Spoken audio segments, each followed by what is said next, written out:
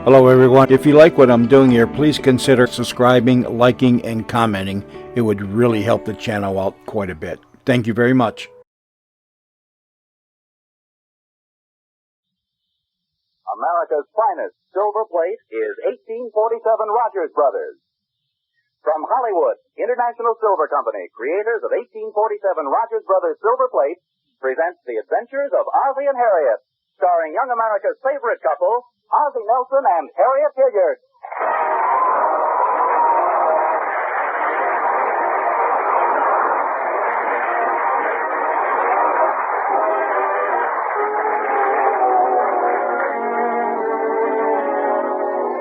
And now, once again, let us visit the Nelsons at 1847 Rogers Road.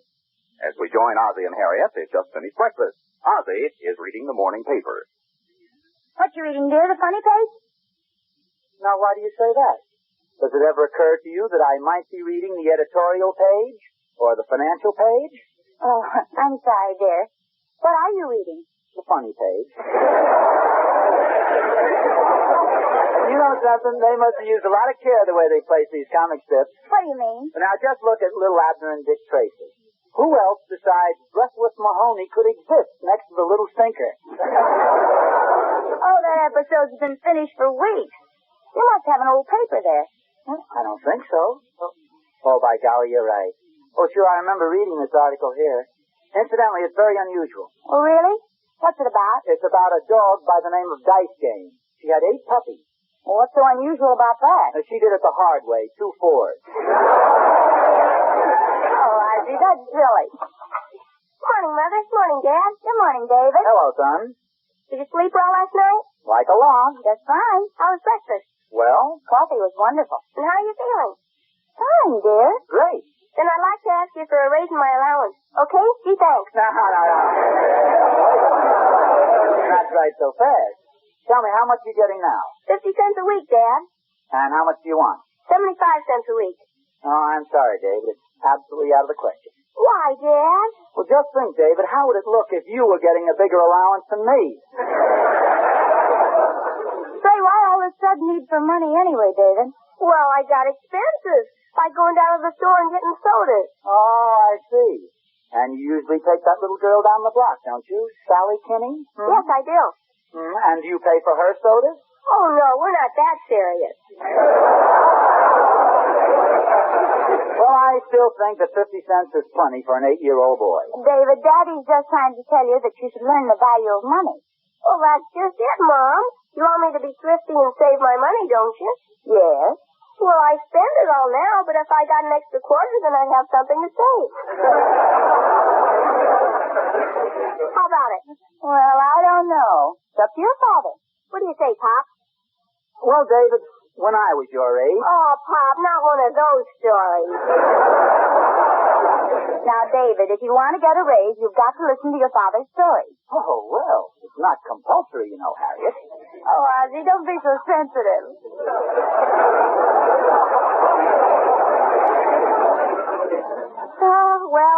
Then tell me all about when you were my age, Pop. Well, I'm out of the mood. But I do think you're old enough to earn part of your spending money. Now, when I was your age... He's back in the mood again. Now, Harriet, please. I'll tell you, David, I know what he did when he was your age as well as he does. When your father was your age, he cut the grass every Saturday.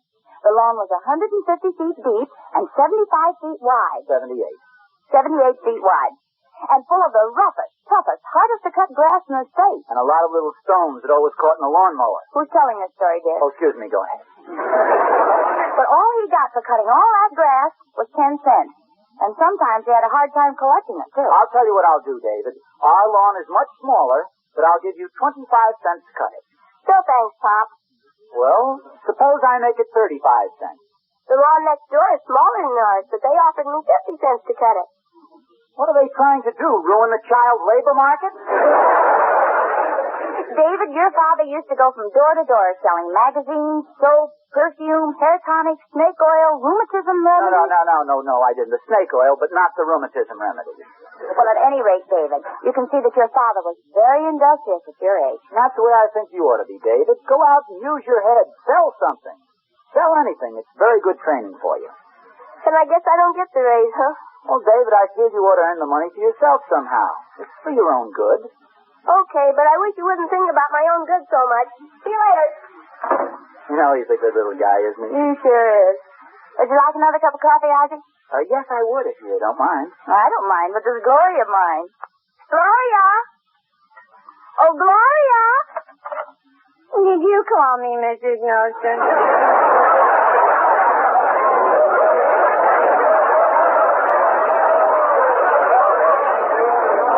Yes, I did, Gloria. We'd like some more coffee.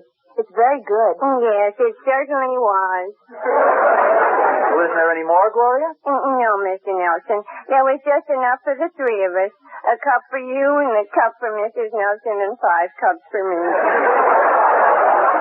Well, that's life, I suppose. Didn't I just hear you talking to David? Yes, he just went out. I was having a little talk with him about money. Did you get any from him, Mr. Nelson? No, Gloria. Mr. Nelson was merely trying to explain the value of money to David. We probably should have explained to him how to budget his allowance. You keep a budget, don't you, Gloria? Oh, of course I keep a budget. I've been keeping a budget for 10 years. Every time I spend any money, I put it right down in one column. And every time I make any money, I put it right down in the other column. Well, that's very wise, Gloria. Oh, yes. You know something, Mrs. Nelson. What? Someday I'm going to add it all up. How is it you learned to be so thrifty, Gloria? Well, I had to support myself from a very early age. You see, my father drank all the time. He was always stinking from drinking. Oh, that's too bad. But then one day my mother gave him the cure. Oh, she gave him the cure, huh? Was it permanent? Oh, it was permanent, all right. He used a shotgun. Well, that sounds permanent enough. Well, I better clear these dishes away. My boyfriend Elmer's coming over in a little while. Say, I haven't seen Elmer around lately. What's he been doing? The same old thing. Loafing. But last week you told me he had a job. Oh, he did. But it only lasted one day. He worked in a ladies' department store as a window decorator. Well, why did he quit? He found out those women in the windows weren't real. Well, I'll see you later.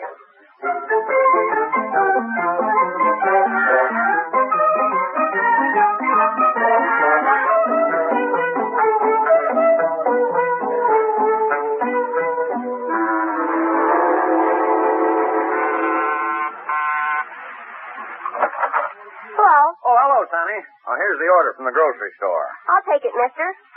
Gee, look, you got a big hole in your coat. Oh, yeah, I know. I just tore it.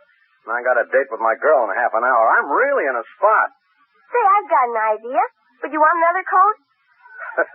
Well, you ain't exactly my size, Junior. No, I mean one of my father's. He's got some old ones that are in very good shape. I could sell you one. That's a great idea. Hey, look, see if you can find a blue one with a red stripe to go with these green pants. I'll find you a good one, all right. But, of course, I'll have to charge you a lot of money for it. As much as $1. Well, I'm a sport. Go get it. Oh, hey, wait a minute. Are you sure this is okay with your old man? Oh, yes. He told me I was supposed to do this. He said, sell something and make some money. Wait here, I'll get the coat for you.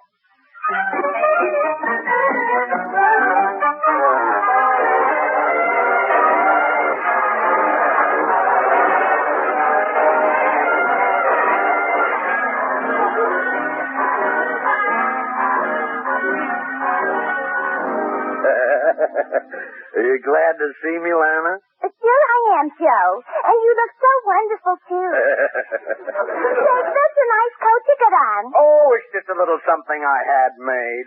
Well, maybe you better take it off, Joe. It's kind of warm in here. Yeah. Especially when I'm sitting next to you, Lana. Okay, I'll take it off. Now, let me put my arms around you, honey. Now, Joe. Uh-oh. Oh, my goodness. That must be Heyman outside the door. Quick, throw down the fire escape. Heyman is 6 feet tall. I'll hide in the closet. No, down the fire escape. Well, why can't I hide in the closet? Well, okay, but the guy in there was even bigger. Well, you talked me into it, Lana. It's down the fire escape for me. Coming, Heyman, just a minute. Where is he? Now, take it easy, Heyman. There's nobody here. Don't give me that. I hate a guy talking in here. Oh, that. That was just an announcer on the radio. Oh, you're so cute. Come on, sit down, Heyman. Relax. Let me fluff up your muscles.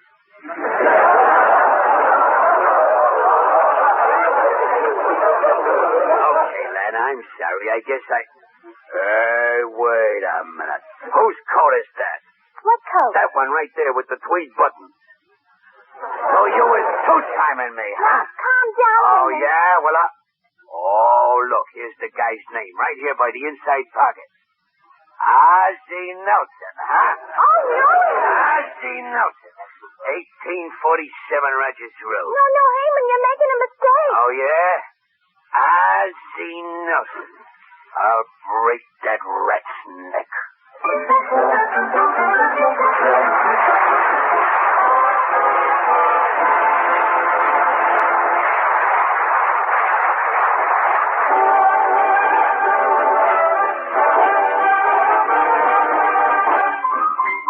It's time for those lovely singing stars, the famous King Sisters. Someday he'll come along, the man I love. He'll be big and strong, man I love. And when he comes my way, I'll do my best to make him stay. He'll look at me and smile, I'll understand. And in a little while, he'll take my hand. And though it seems absurd, I know we both won't say a word. Maybe I will meet him someday. Maybe Monday. Maybe not. Still, I'm sure to meet him someday. Maybe today will be my good news day. We'll build a little home just for two, from which I'll never roam. What would you? And so all else above, I'm waiting for the man I love. Maybe I will meet him someday. Maybe Monday. Maybe not. But I'm sure to meet him on one day. Maybe Tuesday will be my good news day. We'll build a little home in Brooklyn Heights. A cozy one-room nest, walk up 10 flights. And so all else above, I'm waiting for the man I love. Does that man? We'll build a little home that's just meant for two. I'd hesitate before I'd roam. I never want to leave again, boy, with you. And so all else above, I'm waiting for the man I love.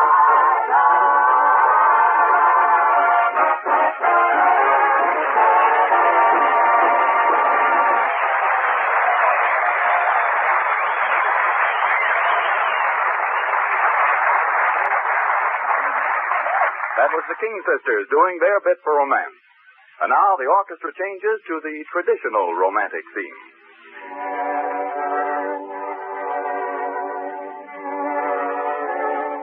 I pronounce you man and wife.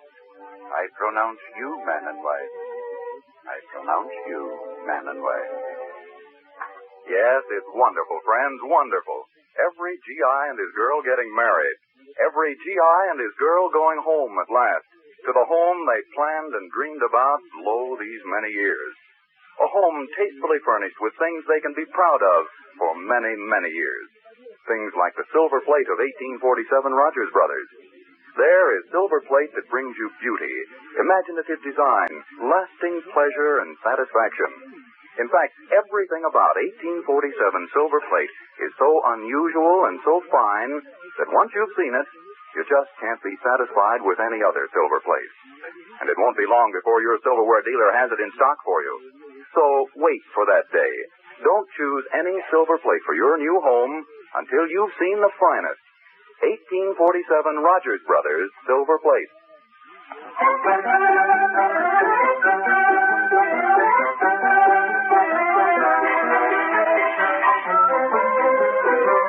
And now back to Ozzie and Harriet.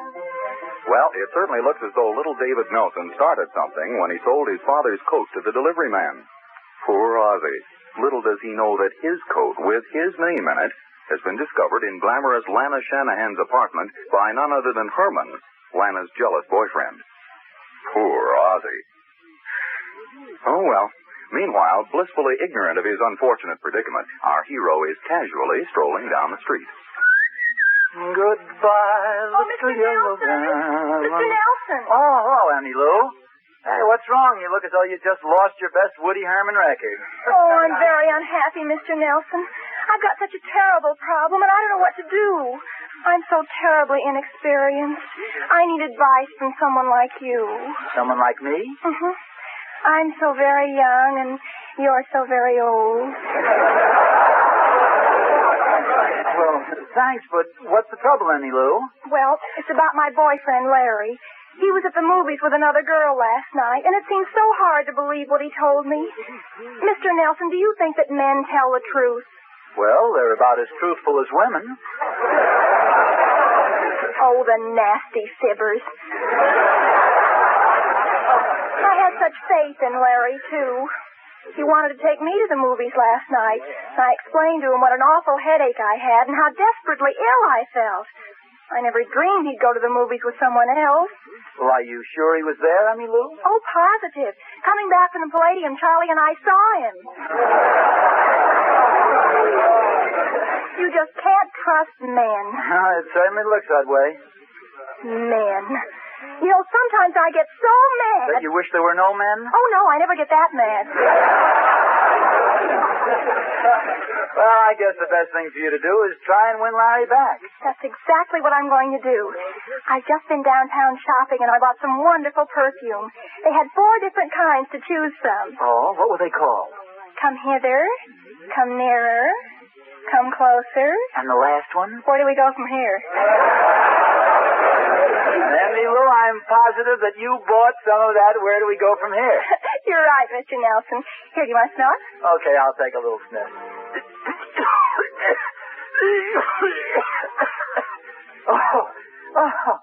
Oh, my gosh.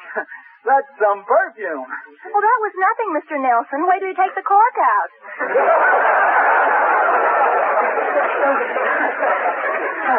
Is that the stuff you're going to try to win Larry back with? Mm-hmm. Do you think this perfume will make Larry notice me? Even if you leave the city. Yeah, I mean, Lou, you better take this stuff back before it overwhelms me. Thank you. Oh, I'm sorry, Mr. Nelson. It spilled all over you. Oh, that's all right, Annie Lou. Nothing to worry about. It'll dry up. But what will Mrs. Nelson think if you come home with all that perfume? Won't she think that... Oh, no, of course not. Don't give it another thought. Mrs. Nelson trusts me implicitly. Don't worry about it, Annie. And good luck with Larry. Thank you, Mr. Nelson. Goodbye.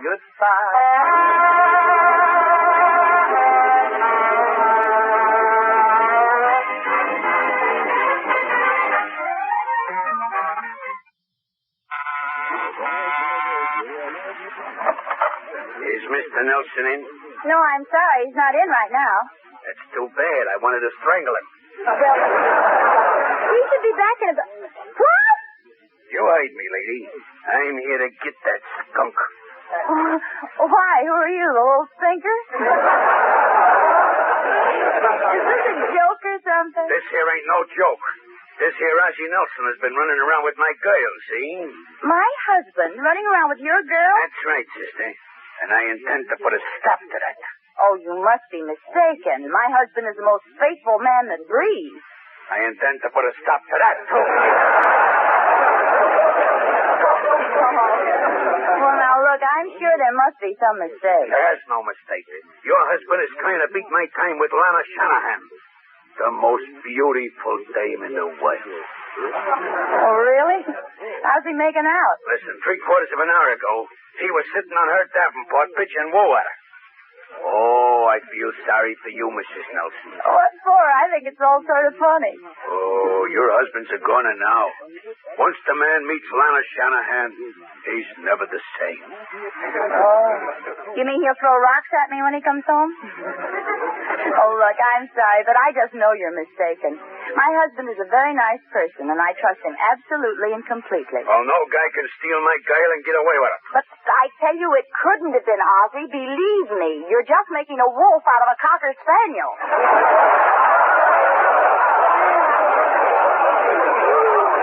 Lady, I ain't just guessing. I got proof. Here, take a look at this coat here.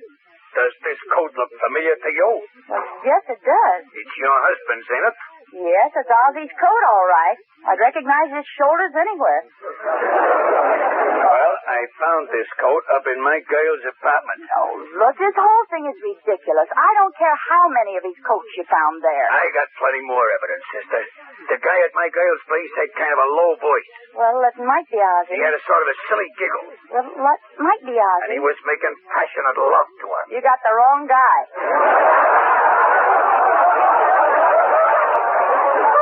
Lady, there ain't no use trying to protect your husband. As soon as he pokes his nose in that door, I'm gonna beat him to a pulp. Well, I'm just warning you. My husband knows jiu-jitsu. No politician's gonna help him out of this. But will you at least give Ozzie a chance to explain when he comes in? I ain't giving him nothing. When he walks in that door, I'm gonna... Oh, hello, dear. I see you have company. I'll say you got company. And I ain't leaving here till I crush the life out of a Satan rat. Oh, the man from the exterminators. Well, not exactly, dear. This man came here to exterminate you. He claims that you've been romancing his girlfriend and you were with her this afternoon. Why, that's silly, Harriet. Surely you don't believe him. Oh, of course not. But he Wait says a minute. Where was you this afternoon, chum? Well, I was just out walking. There, you see, he was out walking. Say, let me smell you a minute, Ozzie. What were you out walking with, a halibut?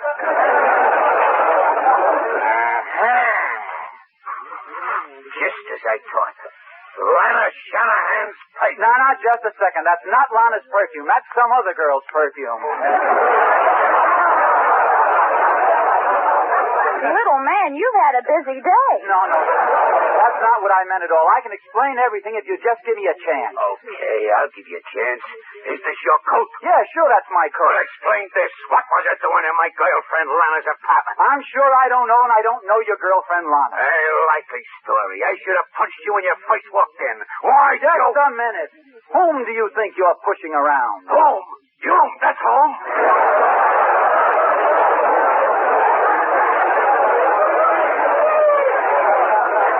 Is that so? Yeah, that's so. I got a good mind to punch you right in the nose. You do, and I'll bleed all over you. Oh, now look, why don't you two be sensible? Listen, mister, I have an idea. Suppose I assure you that it'll never happen again. That you have my word that my husband will never again bother your girlfriend, Lana. Would that satisfy you? Wow. Well, suppose I promise to put a collar and leash on him and never let him out of the house without me. A collar and leash, huh? Yeah, that's good. Okay, lady, I'll settle for that. So long, folks. I'll be getting back to Lana now. Oh, gee, honey, that was a clever way to get rid of him. Saying you were going to put a collar and a leash on me. You know, dear, I'm Ozzie? never going to... Yes, dear. What size neck have you got?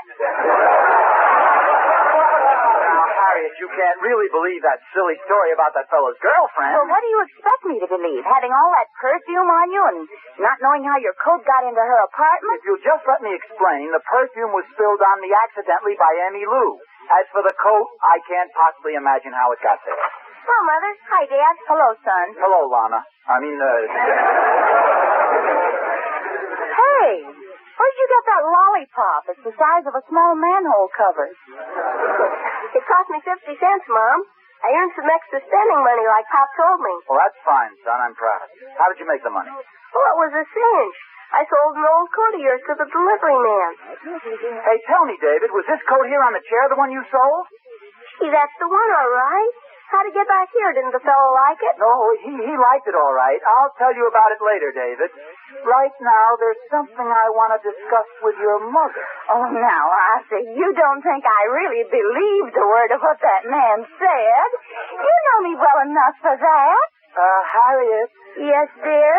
What size neck have you got?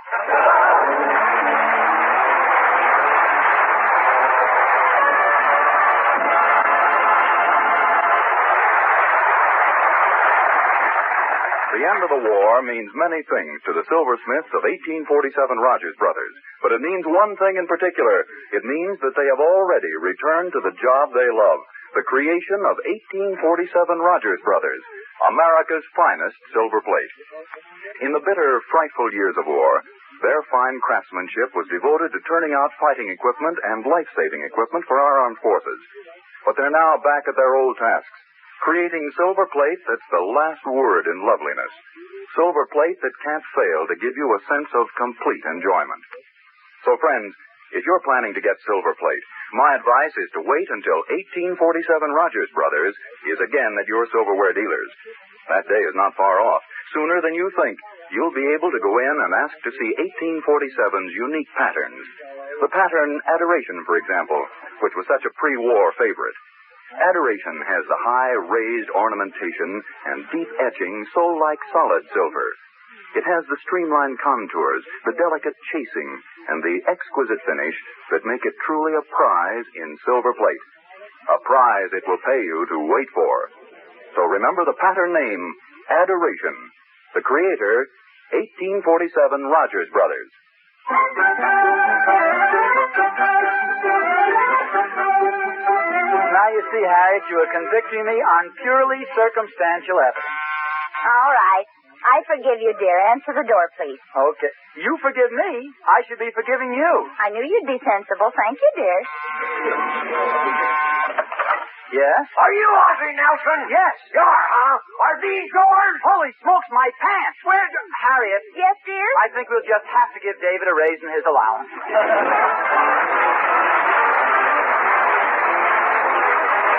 International Silver Company, creators of 1847 Rogers Brothers Silver Plate, invite you to listen again next Sunday to the adventures of Ozzie and Harriet, with songs by the King Sisters and music by Ozzie Nelson's orchestra.